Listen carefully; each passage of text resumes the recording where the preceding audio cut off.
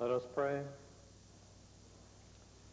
Our Father, we confidently ask for your strength and encouragement in our service of you through our service of others.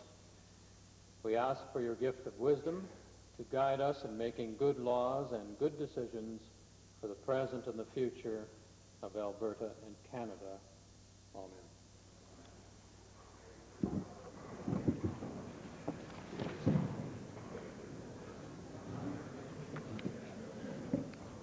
Introduction of visitors. Presenting petitions. Reading and receiving petitions. Presenting reports by standing and special committees. Member for Calgary Foothills. Mr. Speaker, the Standing Committee on Private Bills has had certain bills under consideration and wishes to report as follows. The committee recommends that the following bills be proceeded with.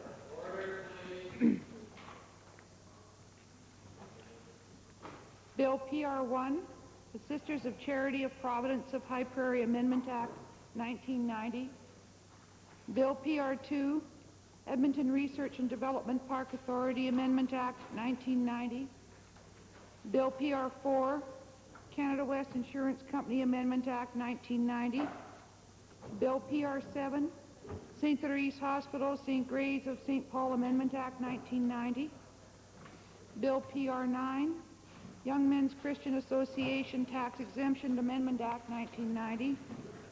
Bill PR11, the Campbell McLaurin Foundation for Hearing Deficiencies Amendment Act, 1990. The committee recommends that the following bill be proceeded with some amendment. Bill PR6, the Alberta Wheat Pool Amendment Act, 1990. And the committee recommends that the following bills not be proceeded with. Bill PR3, the Meechee Community College Act. Bill PR5, the Calgary Jewish Academy Amendment Act, 1990. Bill PR8, Sadman Parmar Adoption Termination Act. And Bill PR10, the Société de Bienfaisance Sharif Tax Exemption Act. I wish to ask for the concurrence of the Assembly on this report, Mr. Speaker. Thank you. On the report. Well, the procedural question will be taken as a point of order. Bills that I have some reservations about, would like to make some remarks on, and I was worried that. No, it's out of order, honourable member. Thank you, honourable member. Later on, when the report comes to the House. Does the House concur in the report? Opposed? Carried. Thank you. Notices of motions.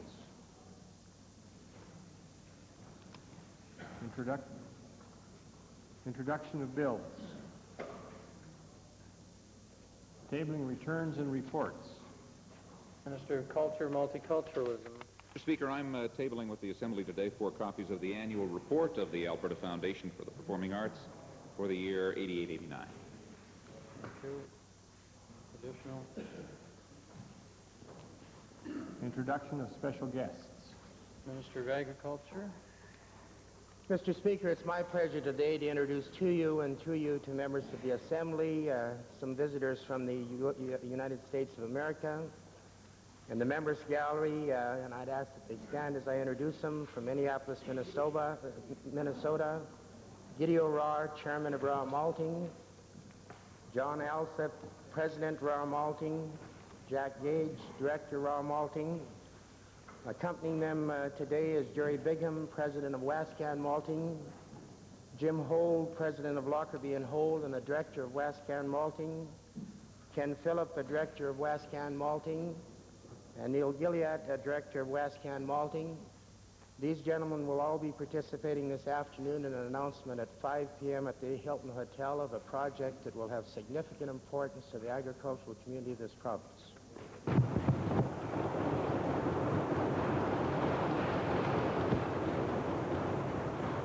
Member for Drumheller, followed by Cardston.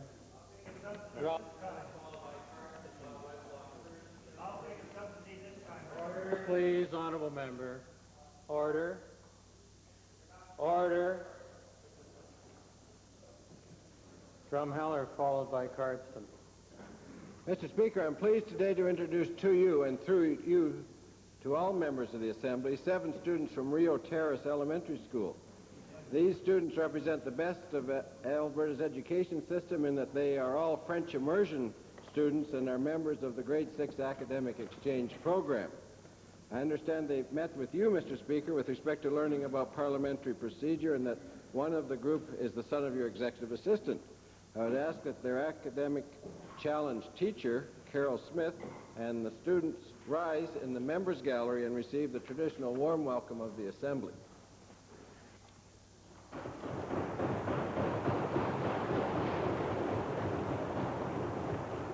Member for Cardston.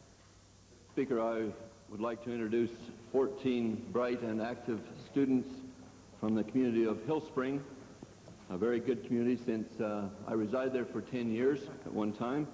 They're accompanied by their teacher, Mr. Thane Olson, who is principal of the school, and parents Marla Winder and Dixie Davis. They've all traveled some 350 miles to be here with us today, and I'd like to have them stand. They're seated in the visitors gallery and receive the warm welcome of the Assembly.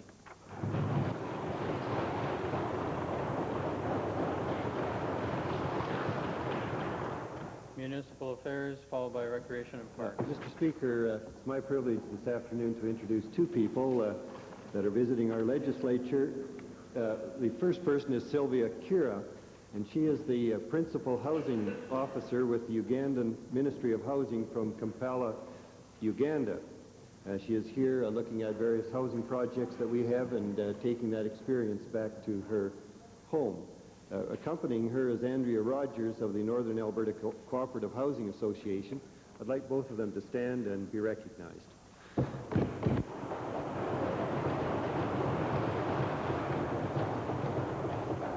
Recreation and Parks. Mr. Speaker, I would like to introduce to you and to the members of the Legislative Assembly today 32 very wise and educated individuals. They're grade 6 students from the Manville School in my constituency, and I'm probably one of the youngest lobby groups that I've had in my office. They indicated they'd like a motion to go through to the Minister of Education to reduce the school year by about 3 weeks. But they're accompanied by their teachers Robin Rowland and Linda Davison, and parents Diane Calder and Keith Cornelson, and they're situated in the members gallery, and I would ask that they rise now and receive the very warm welcome of this Assembly.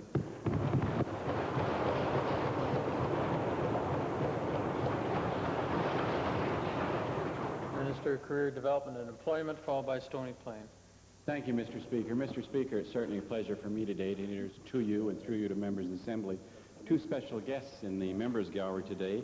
It's Her Worship Mayor Betty Collicott, representing the city of Fort McMurray, and accompanying Her Worship is Mrs. Betty Osmond, Manager of Community Services for the city of Fort McMurray.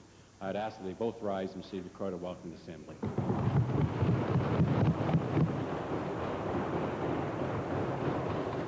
Stony Plain. Thank you, Mr. Speaker. Mr. Speaker, it gives me great pleasure to introduce to you and through you to the members of the Assembly 25 articulate, bright students from Stony Plain Elementary School. They're accompanied by their teacher, Mr. Malott, and 5 parents, Joyce Shep, Mr. Brewer, Cheryl Smith, Linda Adams, and Pat Hopp. I'd ask them to rise and receive the traditional welcome of the Assembly.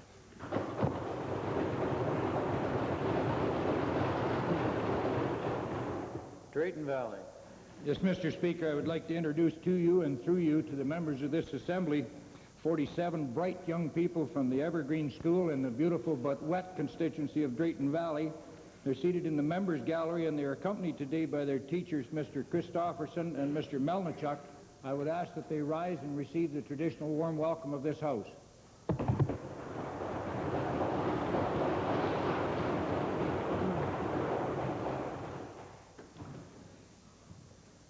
Ministerial statements. Oral question period. Forgive me, Honorable Leader of the Opposition.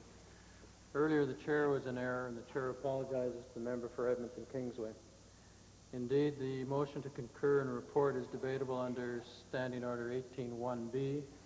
While the chair has reason to believe that concurrence in the report will be moved by the Assembly, perhaps the honorable member would like to make brief comments with respect to the matters. Mr. Speaker, it was really a procedural question. I was wondering if this motion was accepted by the Assembly, that then there would be no further debate on those bills, or whether they will be brought back one at a time and recommended one at a time so that we can speak individually to the ones that we are concerned about, or at least that I am concerned about.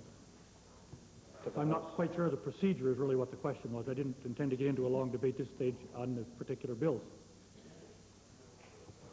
No, honorable member, the report has now been brought to the House. Because of discussion, all the opportunity for discussion should have taken place in private bills committee. Mr. Speaker, but there were a couple of bills that I dissented with, and each bill, I believe, has to be accepted by the Assembly. And I guess I was just asking if it's a one-on-one basis. I remember we had a couple of long discussions in this Assembly about private bills in the past, and I just wasn't sure of the mechanism to arrive at that. Thank you, honorable member. Chair takes it under advisement. Perhaps the member and myself can meet immediately after question period. Leader of the opposition, please. Thank you, Mr. Speaker. I'd like to direct my question to the Minister of Advanced Education.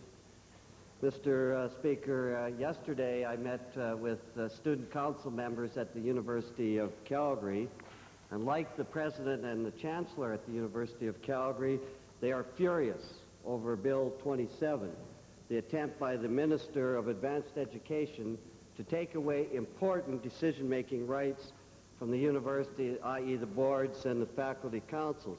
Mr. Speaker, on May the 16th, with my colleague from Edmonton Highlands, raised this issue. The member of Advanced Education, Minister of Advanced Education, said that he had consulted all the groups prior to bringing in Bill 27, Mr. Speaker. I would say some consultation, Mr. Speaker.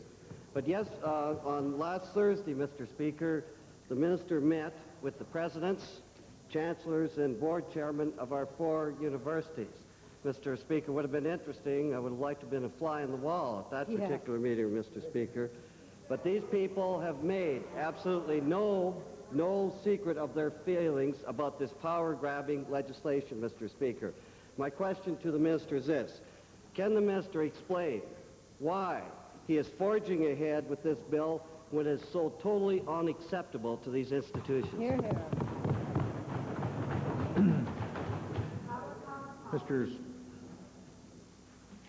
Mr. Speaker, I'm prepared to respond to the Honourable Leader of the Opposition as opposed to the member for Highlands who seems to want to ask the question. The whole question, Mr. Speaker, of the bill, Bill 27, which concerns all 29 institutions and certainly not just 4 universities, goes back several years.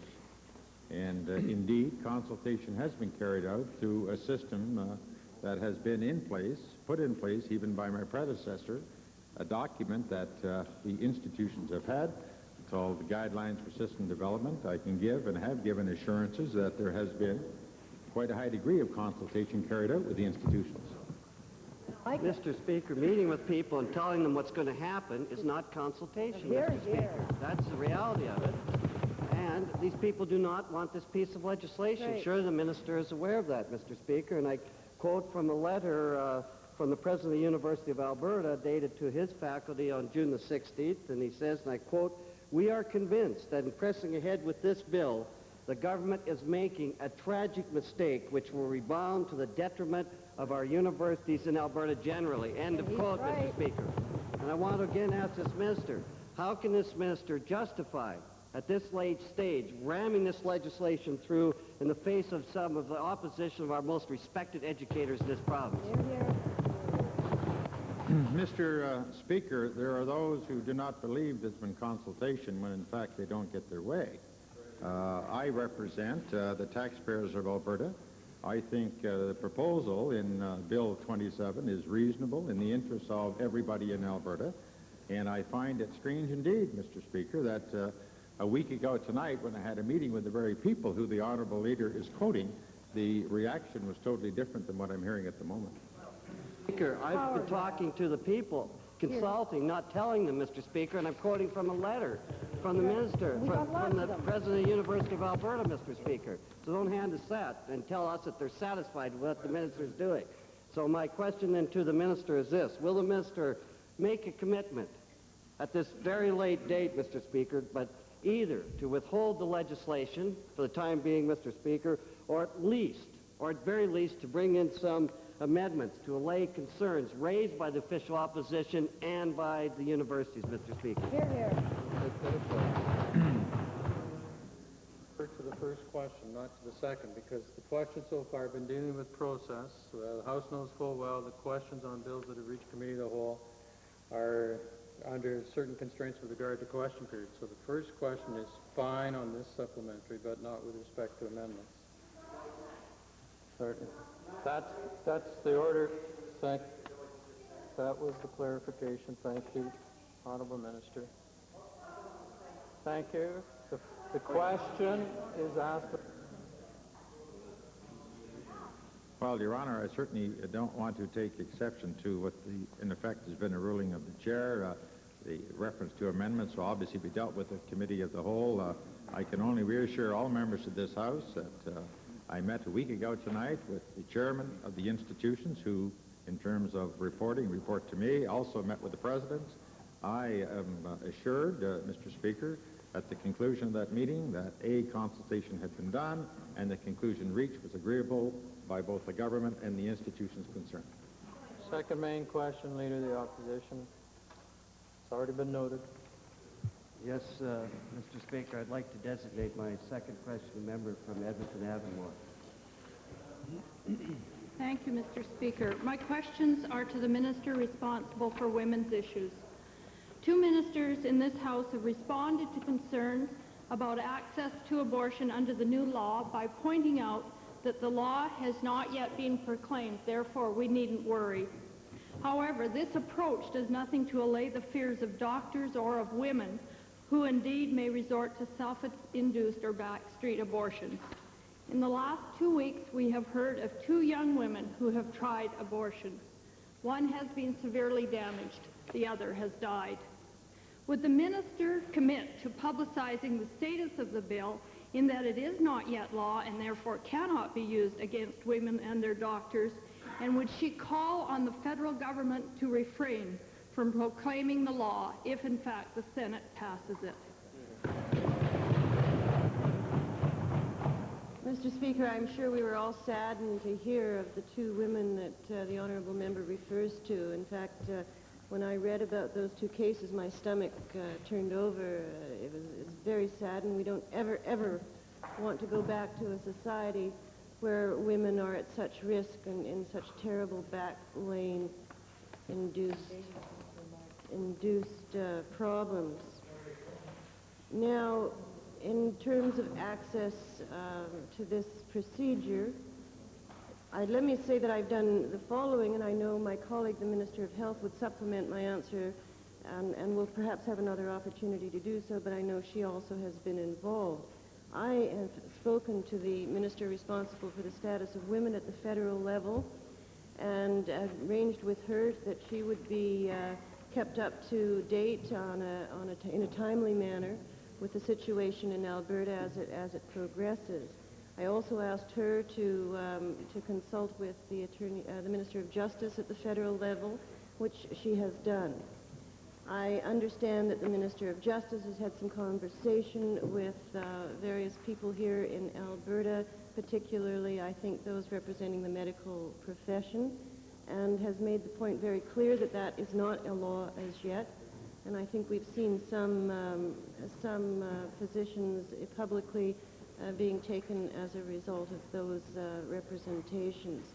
I do know that we as a government are monitoring the situation very, very carefully, because we are, as always, most concerned about the health of Albertans, and we want to maintain our services in such a way that the health of all Albertans is protected and that there is access to necessary services.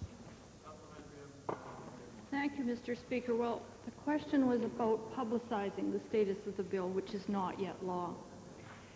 Doctors have threatened to withdraw services, and women are frightened with the prospect of being unable to obtain abortions. Will the minister responsible for women therefore advocate for alternatives such as reproductive health care clinics or funding of travel expenses for women who are forced to travel out of province to obtain an abortion in the same way that travel for the other medical procedures such as organ transplants are funded? Mr. Speaker, I will continue to monitor the situation and work with my colleagues to maintain the services that are necessary in Alberta. Mr. Speaker, my third question is to the Minister responsible for women. The Superintendent of Police in Calgary reportedly said that one way investigations under the new law could be conducted would be through the use of undercover sting operations. Such a statement does nothing but increase the fears of doctors and women. Will the Minister responsible for women encourage the Solicitor General to discuss with police commissions a policy that would prohibit the use of such undercover sting operations as they engender fear in both women and doctors? Mr. Speaker, I most certainly will. I have no desire to see such practices followed either. I think this is a very delicate issue. I think it's a very emotional issue, and I think we have to deal with it in a sensitive manner, and those are, I think, also the instructions I'm sure my colleagues will give to all persons acting on behalf of the government. Calgary Buffalo on behalf of the Liberal Party. Thank you, Mr. Speaker. The philosophical difference between the Alberta Liberal Party and this government is best exemplified by the fact that since 1986, the government has more than doubled the tax burden on low and moderate income Albertans, while rich Albertans boast about the lowest income taxes in Canada. Over the past 4 years, the provincial treasurer has decided to raise taxes through increases in Medicare fees by $216 per family, by a gasoline tax of 31.5 cents per gallon, by eliminating the renter's tax credit of $500 and other such measures which impact hardest on low and moderate income Albertans. Now, Mr. Speaker, the total burden on a single family, a single parent earning $20,000 has increased by about $900 in additional taxes and fees since 1986. That's more than double the 1986 tax. Well, momentarily, Mr. Speaker. While a single person owning 75... Order, please. Order. Momentarily is not a sufficient answer, and it's not too likely to be the introduction to a question. The members on the fourth sentence, we will now have the question, please.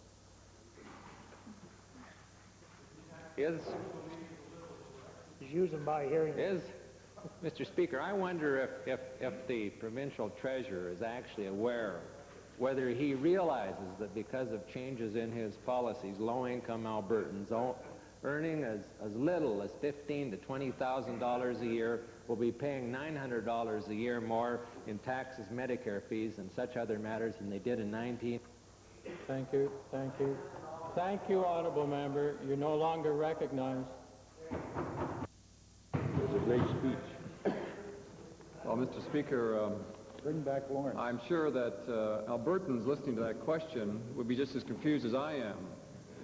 And that's why I have to explain our policy, Mr. Speaker, in very simple terms so that the people of Alberta understand what it is we're doing here and how this government's policy has emerged over the past, I guess, since 1971. And the policy is very clear, Mr. Speaker. We in Alberta believe in one simple postulate, one simple objective. We want to have the lowest taxes of any province in Canada. That's right. And that's what we've done, Mr. Speaker. Now, Mr. Speaker, within that objective, we can say very clearly with respect to personal income taxes, that personal income tax charge that you and I have to pay is in fact the lowest personal income tax of any province in Canada. On top of it, Mr. Speaker, we have selectively taken from the tax rolls over 500,000 Albertans, low-income Albertans who have either reduced their taxes dramatically or are paying zero by the provincial tax elimination. Secondly, Mr. Speaker, well, the member asked about a general policy, so I guess I have to respond. Secondly, Mr. Speaker, this province is the only province in Canada with no sales tax, Mr. Speaker.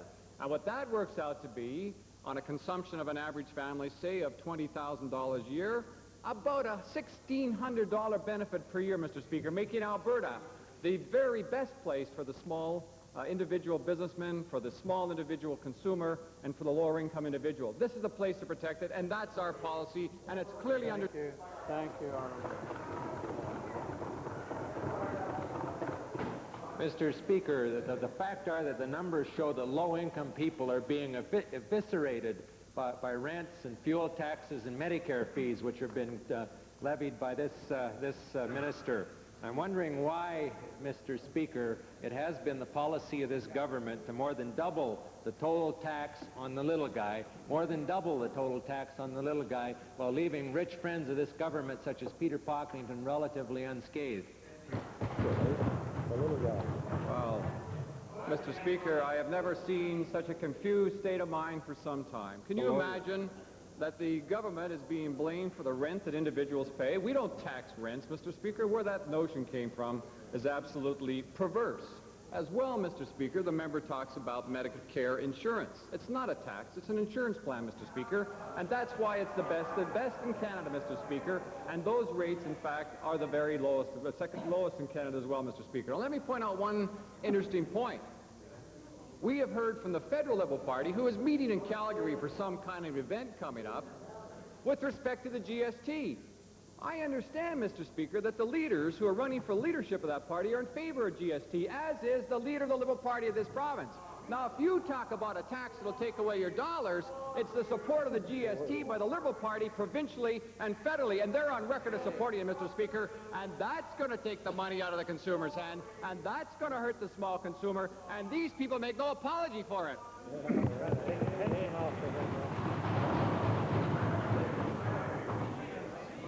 Well, Mr. Speaker, it's quite clear that the only response the minister has is to be economical with the truth. And I'm wondering whether the Premier now, since the provincial treasurer seems to be little concerned, whether the Premier will represent that his government doesn't just represent the rich and take some steps to reintroduce such initiatives in order to reduce the tax burden on low-income people, as the renter's tax credit and greater protection for Albertans from the Medicare fees. Well, Mr. Speaker, I thought the provincial treasurer dealt with the matter very adequately. I would say from this last little back and forth question and answer, advice to the Liberal Party is bring back Lawrence. and good. And Mr. Speaker, if the honourable member wants to represent the little guy, let the member for Meadowlark speak for himself. Drumheller. Mr. Speaker, I rise today to ask a question of the minister responsible for public safety services, but I must say it is with some embarrassment that as a newly elected and uninformed MLA in 1986, I questioned rather vigorously the need to spend money on dikes in Drumheller. Thankfully, the wisdom of the then Minister of the Environment prevailed, and the dikes are all now almost complete. But nevertheless, Mr. Speaker, the city of Drumheller suffered damage as a result of a controlled release of water from the Dixon Dam. Can the minister say whether the dam is performing to expectations in the present abnormal atmospheric conditions? Mr. Speaker, the dam in question the honourable member is talking about is the Dixon Dam, which is located west to the city of Red Deer. And in recent weeks, there's been high flow water in central Alberta. There continues to be a high flow movement of water in central Alberta, including major serious conditions right now in the Brazeau area. But there was a controlled release of water of the Dixon Dam downriver, and it's now surfacing in the Drumheller area. And I think that the Dixon Dam's performed extremely well, as of course of the two dams to the west of the city of Edmonton. The high flow water moved through Edmonton yesterday. It's now downstream of Edmonton, and we don't have any massive flooding in the municipalities downriver of the Dixon Dam, nor the municipalities downriver of the two dams located to the west of Edmonton. And of course, the same applies to the city of Calgary, Mr. Speaker. Mr. Speaker, can the minister advise whether he sees the need for more water management projects in our province as a result of these experiences?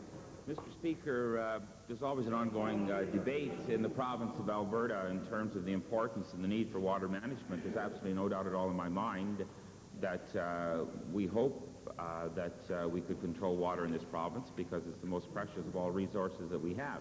And one of the important reasons for the erection and the development of dams in this province is water control, flood control, Mr. Speaker. And we have many examples in our province. Of course, the Glenmore Dam in downtown Calgary, the half a dozen dams to the west of the city of Calgary have mitigated any damage in that particular major urban metropolitan environment. The same, of course, would apply the Dixon Dam and downriver from there, the dams to the west of the city of Edmonton. And surely the Paddle River Dam along the Paddle River has certainly made sure that we have not had incredible damage this year, Mr. Speaker. I think it's a responsibility and an onus on behalf of good management and good government to ensure that we do control and manage this most important of all resources. And by doing so, we ensure that there's a minimal amount of damage to the environment in our province. Belmont. Thank you, Mr. Speaker. Mr. Speaker, my questions are for the Minister of Labour. Some weeks ago, I provided the Minister of Labour with a copy of a document that urges the promotion of workers with a strong anti-union bias and the demotion of workers that have a strong union bias.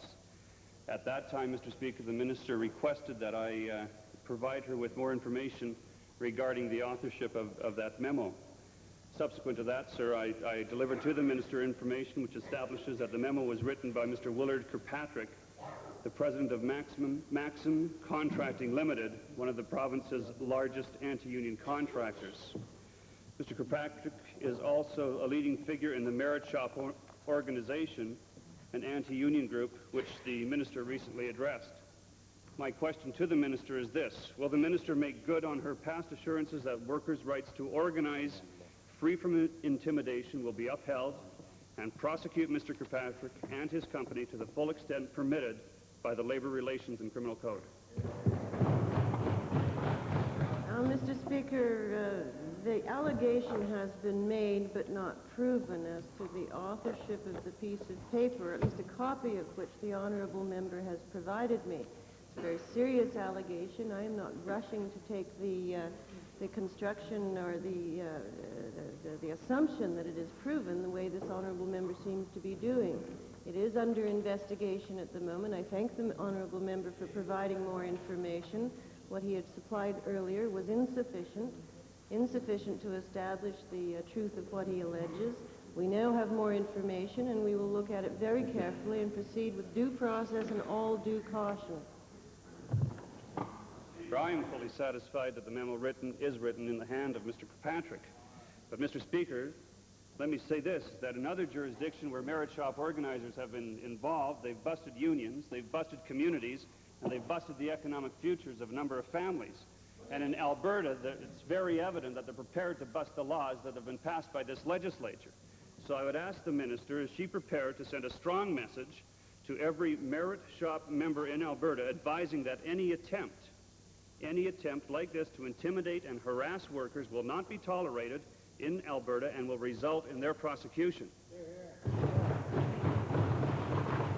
Mr. Speaker, unfair labor practices are not tolerated, and there are mechanisms by which to deal with them. The member, however, has not, to my satisfaction, proven the truth of his allegation, but as I said once again, we are looking at it very carefully, and we will proceed with our investigation. I am pleased, however, Mr. Speaker, to see that this honourable member is now saying that this legislature and this government should uphold the laws, and we should not encourage in the labour field anybody to break the laws. I am pleased to see they've come to that view, and in the future when there are illegal strikes, I presume they will be supporting the government when it makes the same statement, and that is the laws of this province should be obeyed. Mr. Speaker, the social work strike is over, so to speak, and the workers a couple of weeks ago went back to work in good faith, but many questions still remain unanswered regarding some workers being temporarily terminated, and the caseload question remains unsolved. Mr. Speaker, the situation at the Yellowhead Youth Center continues to be a critical one. Workers are temporarily laid off. One unit appears to be closed, while waiting lists, as we understand them, remain very high. Mr. Speaker, our concern is that children may be at risk. My questions are to the Minister of Family and Social Services. Have all the children who were receiving treatment in the center before the strike been found and been reestablished in the center? Well, Mr. Speaker, it wasn't necessarily appropriate to return all of the children to the center. Some of them were reintegrated back into their home and have adjusted very well there, Mr. Speaker, and so we've left them there. But I would point out to the member for Edmonton Gold Bar that the center had been downsized to as low as 18 residents. At the beginning of the strike, there were 67 in there. And as the member can appreciate, that obviously the day the strike ended, we didn't all of a sudden integrate 67 troubled youth back into the facility again. We've done it on a very effective basis, Mr. Speaker. We've increased it gradually. We are up to close to 60 of those beds being filled at this time, Mr. Speaker. In terms of layoffs, no, there haven't been any layoffs from that, Mr. Speaker. Again, obviously, it wasn't necessary to call back in all of our casual help because of the number of youth that were there. And so, no, some of the casual help were not called in. But layoffs, there were none, Mr. Speaker. Mr. Speaker, the fact of waiting lists who need care in the center is still there and very much present and concerned. We are very concerned about it, Mr. Speaker. The suspicion also remains that the center is partly closed and workers were temporarily laid off, or whatever expression we want to use, whatever euphemism, to punish those strikers for striking. This would amount, Mr. Speaker, in my estimation, to exploitation of children who need care. We need to know the real facts here, Mr. Speaker. What are the minister's intentions in this regard? Well, Mr. Speaker, the real suspicions are being raised by the member for Edmonton Gold Bar. The facts are very clear, and I've laid them out in this assembly before. The facts are that we had a facility that had 67 troubled youth in it. There was a strike. The facility was downsized to 18 youth. Children were placed in some instances in their home, in some instances in other facilities, in some instances in foster homes. The strike ended. As soon as the strike ended, Mr. Speaker, we began placing children on a timely and appropriate basis back into the Yellowhead Youth Center. And I say timely and appropriate, Mr. Speaker, because we're dealing with very troubled youth. You can't just up and move them back and forth around strikes. You do it around the children. And the needs of those children were what came first and foremost. And in planning, and in case planning with those children, Mr. Speaker, we made sure that it was their interests that were taken. And when it was appropriate, we integrated some of them back into the facility. We have added others that weren't in the facility before. Mr. Speaker, the facility is being used to its capabilities, and we're going to continue to do that. Drayton Valley, followed by Edmonton Calder. Thank you, Mr. Speaker. Recently, there's been a considerable interest and a lot of publicity about a deal being signed by a Japanese company in conjunction with the purchase of the Cormy Ranch in my constituency.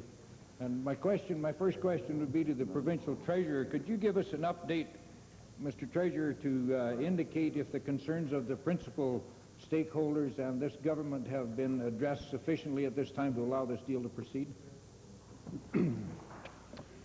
Mr. Speaker, what I can say is that, as I reported in the House, the procedures with respect to the protection of the proceeds from the sale of this land to the shareholders, that is the contract holders and the taxpayers of Alberta, has been put in place. I indicated over the course of the past month that we had put it in the court's hands to adjudicate this matter, and if the courts decided some fair way in which some dollars could flow to any of the principals involved, that in fact that would be the court decision. Our responsibility was to ensure that it was in the court's hand to adjudicate it, and that has taken place. I can also report, Mr. Speaker, that on Friday afternoon, Mr. Justice Berger did decide that some money could go to Mrs. Cormy to provide her with funds for legal defense and other miscellaneous costs. And as a result of that, it's my understanding that both parties to the sale will complete the transaction to allow the transfer title to take place, subject to the conditions put out in the order in council. Whether or not the development will take place, of course, is up to the private sector and municipalities and other tests, but I'm sure my colleague and other colleagues may want to add additional information. Supplementary, Mr. Speaker. My next question would be to the Honourable Minister of Tourism. Because of the magnitude of this project that is proposed there by the Japanese, and it may very well make Kananaskis South look like a very small park if it's completed according to their schedules, it's very important to my constituents, where it may provide from 300 to 600 permanent and part-time jobs within the area and a lot of spin-off. Could you indicate, Mr. Minister, some of your thoughts on what the impact of a major tourist attraction like this would be in Alberta? Yes, Mr. Speaker, it's an exciting project to be part and parcel of, and it's nice to see the private sector come forward and propose such a massive project in northern Alberta. And northern Alberta has been waiting for a long time for a major project. Very definitely the spin-off benefits will be many and varied, and we're working with economic development and trade and other departments of government to make sure that there are major opportunities for Alberta entrepreneurs to work with the proponents in the business activities. Potential job creation is upwards of something like 2,000, and some 8 million hours of construction jobs are estimated already. Mr. Speaker, it is very definitely a positive project to have in northern Alberta. Benton Calder. Mr. Speaker, my questions are to the Minister responsible for the Premier's Council on the Status of Persons with Disabilities. Mr. Speaker, this government is great at making sure that they have a photo opportunity with Rick Hansen when he comes to town. But when it comes to taking concrete action to support persons with disabilities, this government has a shameful record, Mr. Speaker. In this province, once a person in need of an electric wheelchair reaches the age of 18 years old, this government abandons them, Mr. Speaker. They no longer qualify for this equipment under the Aids to Daily Living program.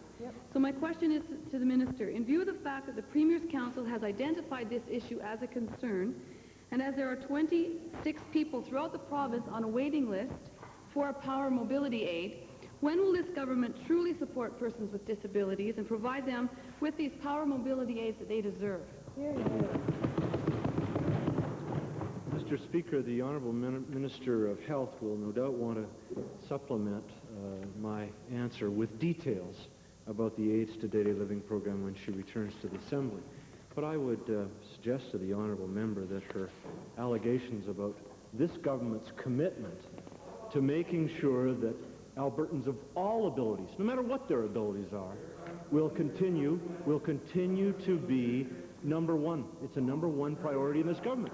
Because clearly, Mr. Speaker, with Premier Getty's clear commitment by establishing the Premier's Council on the Status of Persons with Disabilities, this government is putting our commitment into action by virtue of endorsing the vision paper that was tabled last year and is fully in place now, and the action plan, which our government is committed to review and has begun to take steps already to implement. And I might ask my honourable colleague, the Minister of Transportation and Utilities, to supplement my answer with respect to an announcement that he made in Calgary last week with respect to barrier-free access to those with disabilities. Great. The fact is that 26 people are on a waiting list, and this government is not concerned about them. Right. And what is more shameful, Mr. Speaker, is that this government refused to even provide a matching grant to a non-profit agency in this province that does its best to supply these aids to these people throughout this province, but they can't keep up with the demand. So supplementary to the Minister, will this Minister immediately commit to at least providing a matching grant to the Easter Seal Ability Council so that persons on the waiting list can receive these power mobility aids? Right on. Mr. Speaker, I will reiterate what I said earlier, that the Minister of Health, when she returns to the Assembly, no doubt will want to fully answer the honourable member's question. But, Mr. Speaker, there should be no doubt in any honourable member's mind about this government's commitment to make sure that Albertans of all abilities have access to a quality of life that is unequaled in this province. Great.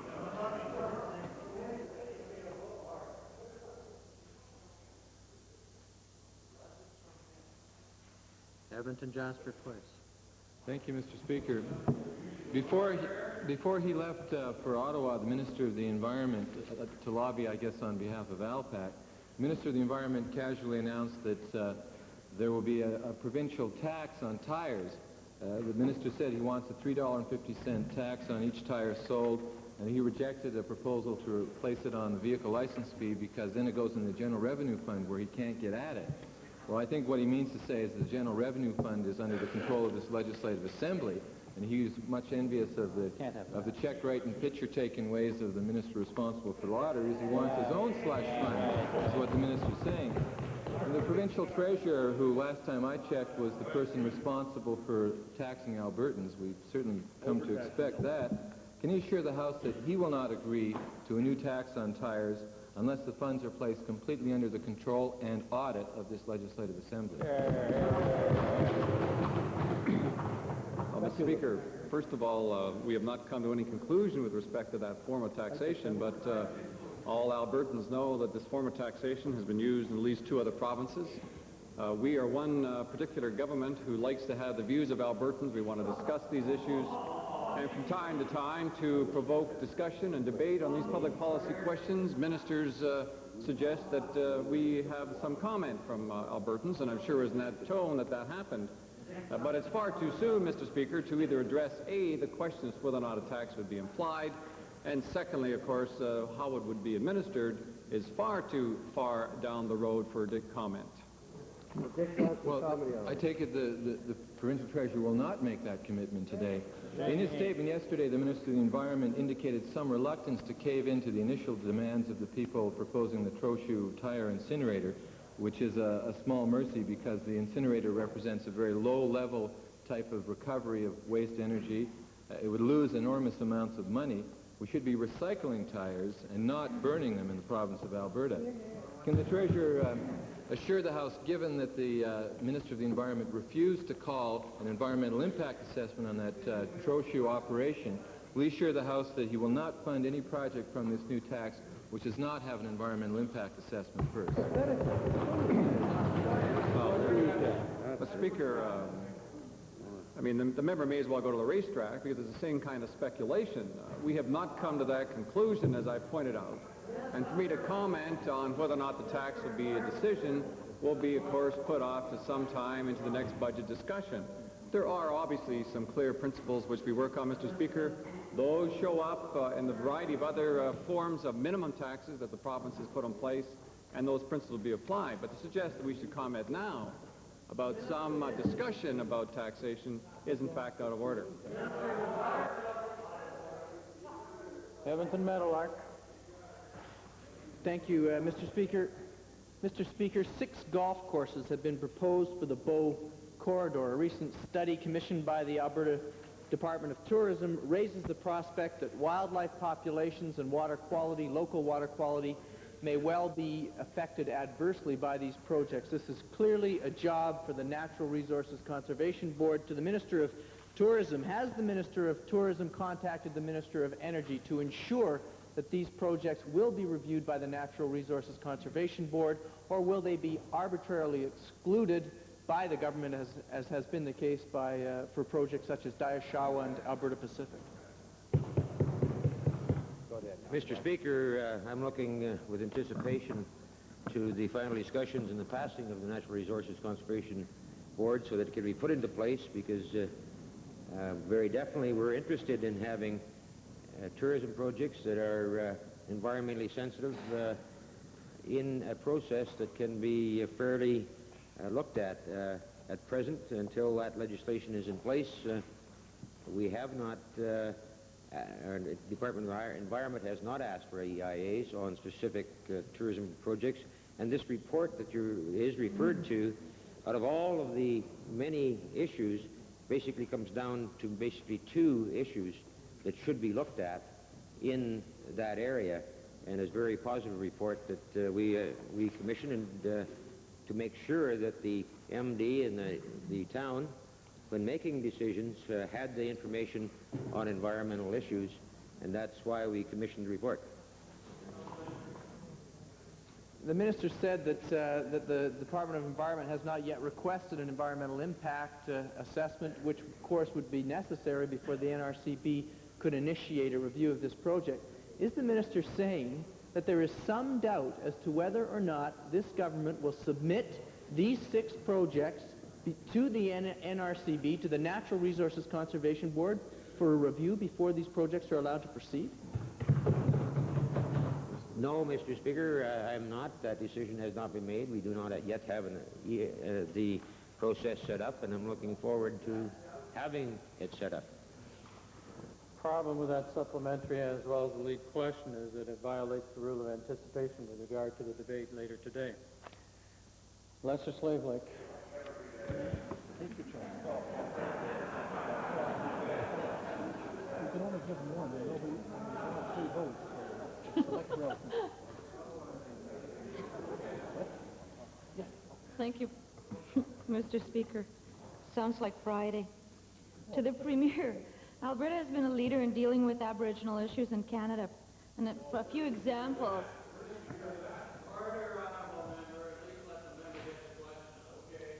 I know for a fact. Number 1, that we've been settling Indian land claims. Number 2, the Framework Agreement. Number 3, the Métis Settlements Accord. It certainly has made a lot of marks in history. Very positive. I commend you, Mr. Premier, and thank you for these particular initiatives that you have started. Some of my constituents have expressed concerns regarding the fact that Aboriginal people have not been included in the negotiations of the Meech Lake Accord to address their rights. Could the Premier explain why the Aboriginal people were not included in these negotiations, please? Mr. Speaker, I would like to confirm for the honourable member and for the legislature and the people of Alberta that myself as Premier and our government feel very strongly about working with the Aboriginal people in this province and in protecting their rights. We believe that Aboriginal rights, as the rights of women, multicultural, linguistic groups, are adequately protected in the current Constitution. And therefore we felt that First Ministers were able to represent all of these groups in our meetings in Ottawa. Although there were additional discussions, Mr. Speaker, regarding the possibility of additional participation. Thank you, Mr. Speaker. I know why we're hearing such hogwash from the other side. They're just jealous. Right. Right. That's right. They don't care. Shame. They just don't care. Could the Premier please give some assurance that he will continue to provide his leadership, particularly with Aboriginal issues, and consult with the Aboriginal people in any future constitutional changes? Right. Mr. Speaker, we certainly give that commitment of constant consultation with Aboriginal people in our province. But for additional comfort, Mr. Speaker, Alberta was strongly in favor of, and it was contained in the agreement which I tabled earlier this week, that for additional comfort, as a result of our meeting, there will now be a requirement entrenched in the Constitution, if it passes, to provide for constitutional conferences on Aboriginal matters every 3 years, with the first one within the first 12 months. And Mr. Speaker, Aboriginal representatives obviously will participate in those meetings, but in addition, the Prime Minister will invite, at our urging and his agreement, will invite Aboriginal representatives to any conference in which matters of concern to them are being discussed. And I believe, Mr. Speaker, that this shows again the commitment of our government to our Aboriginal people.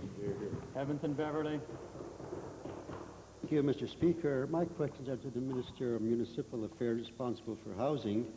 The Minister yesterday issued a news release that was suggested he is still considering extending the mortgage into shielding program, on which he had spent some $3 million in the last month, and which only benefits one group or a small group of citizens, completely ignores 50% of Alberta citizens who live in rental homes.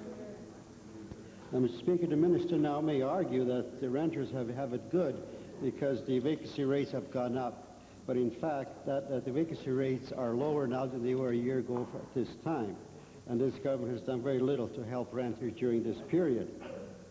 Now, my question to the Minister, will the Minister agree now that renters need help and go to his cabinet colleagues and get a commitment for the renewal of the Renters Tax Credit Program. Mr. Speaker, one of the commitments that I've pursued in joining the government was the object of trying to balance the budget as we proceeded from one fiscal year to the other. The judgment we have to make with regards to these programs in terms of their value and lack of value is the amount of money. To implement the tax credit program, we have to look at an annual expenditure of some $70 million. And I think that's the key question as to whether we can do that at this point and whether it's critical enough to allocate that kind of funding towards that program, good or bad as it may be. The second point, Mr. Speaker, is that vacancy rates have gone to the 2.6, 2.7% range, up from 1.3 in the early part of this year, which is a significant increase. That opportunity or vacancy rate has increased vacancy rate has occurred because of some significant programs we've had in this province that have helped with new homeowners in terms of the Family First Home Program and the Mortgage Interest Shielding Program. It stimulated people owning their own property, which is the basic tenet of this government, that as individuals, property rights, ownership of property is a proper thing rather than increase in maybe the rental area. Final supplementary, Edmonton Beverly. Mr. Speaker, the Alberta Mortgage Housing Corporation has done very little to provide new units for decent, affordable housing, particularly for families on moderate income and low income and fixed incomes. And this particularly affects the people in the inner cities. And the fact that Alberta Mortgage Housing Corporation is handing out now large increases in rent as are doing the private landlords. Earlier this week, the minister indicated that there were subsidies available just for the asking and that a rental supplement could be applied to a private home, a private residence. And this is quite different from the information that I have, Mr. Speaker. In fact, the subsidy is not flexible and people aren't even being told about it when they apply for new units with the AMHC. Now, my question to the minister, Mr. Speaker, is did the minister in his comments indicate that he will change the way the subsidy program works and make it more flexible, or was he simply painting a rosy picture? Mr. Speaker, it was certainly not my intent in my response to the honourable member to mislead him in any way. The rent supplement program is a program that is in place in Canada in cooperation with the Canada Mortgage and Housing Corporation. And the cost of that program is split 70% federal and 30% provincial. So the ground rules are established on a partnership basis in terms of that. Units of accommodation that are for rent, whether it's in public housing or private multiple residential accommodation in the province of Alberta, qualifies for the rent supplement program. And I thought after my answer yesterday where I said residential that it could be misinterpreted as the private residence of a person. That was not my intent, Mr. Speaker, in terms of the policy with regards to that. But that program is working in the province, and there is rent supplement units available for those people in need in terms of supplementing their rent in residential multiple unit accommodation. Might we have unanimous consent to revert to the introduction of special guests? First, Rocky Mountain House, second, Calgary Forest Lawn. Thank you, Mr. Speaker. It is indeed a great pleasure for me today to have the opportunity to introduce to you and to other members of the Assembly some 38 bright young students from the school in the village of Caroline, the home of the two-time winner of the Men's World Figure Skating Championship, Kurt Browning. They are today accompanied with their teachers, Mr. Levitt and Miss King, and parents, Mr. Fay, Mrs. Tammy Paradise, Mrs. Ruth Paradise, Mrs. Long, Miss Bernhardt, and Mrs. Hewitt. They have been driven up here today by locally famous school bus driver Ed Howe. They are seated in the members gallery, and I would ask that they rise and receive the warm welcome of the Assembly.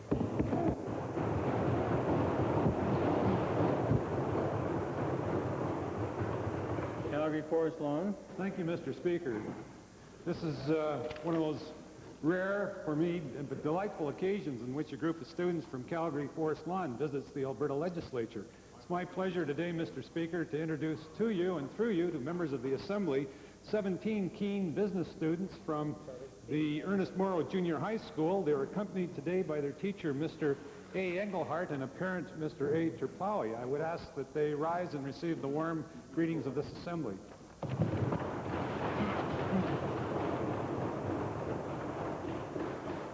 Point of order, question period, Edmonton Highlands. Mr. Speaker, the point of order I raised during question period relates to the rule of anticipation, which has several citations, the most important of which I would suggest would be 409 sub 12 under the B and 512, Beauchesne. The question that was called to order, Mr. Speaker, was one put by the leader of the official opposition, who asked the Minister of Advanced Education with respect to some, I won't editorialize the nature of the legislation, Mr. Speaker, I'll resist that temptation, but in any event, the question was, would you agree to either put it on hold or amend it? And Mr. Speaker, you said that that anticipated debate, but in fact, Mr. Speaker, Bill 27 has not been scheduled for debate not either today or tomorrow, to the best of my knowledge, and I've been given the queue of government business for tomorrow already. Therefore, I can't understand why it would be out of order to ask what you're planning to do. Not only that, Mr. Speaker, but I have never seen any citation that says you can't ask whether a minister plans to amend his legislation. In fact, it's a pretty conventional question, Mr. Speaker, especially when it comes to certain types of legislation. I remind you that that type of question was allowed on several occasions with respect to Bill 14 in, I think it was 1988, although it could be 87, the two-tier Medicare system. And there have been other occasions since then. I could look them up. But in any event, if you could provide the citation, I'd be interested. Otherwise, I just make the point that I think it was in order because it has not been called for debate either tonight or tomorrow. And subsequent to a conversation we had on the anticipation rule last week, I acknowledge that if it's on schedule for that day, then no questions are to be put, at least from our caucus, but it isn't on schedule, and I think the government House Leader would agree with that. Thank you, Mr. Speaker. With regard to the questions today, the chair was listening as carefully as is possible during question period. The first two questions in that, with regard to Bill 27 as raised by the Leader of the Official Opposition, were indeed in order because they were questions dealing with process. And then when it came to the second supplementary, there were two subsets there. The first part was dealing with process. That part was in order. The second part was then asking questions about amendments, and in the opinion of the chair, that was not in order. The House is also well aware of the fact that Bill 27 is at committee of the whole stage, and that relates to three earlier rulings that have been made in this House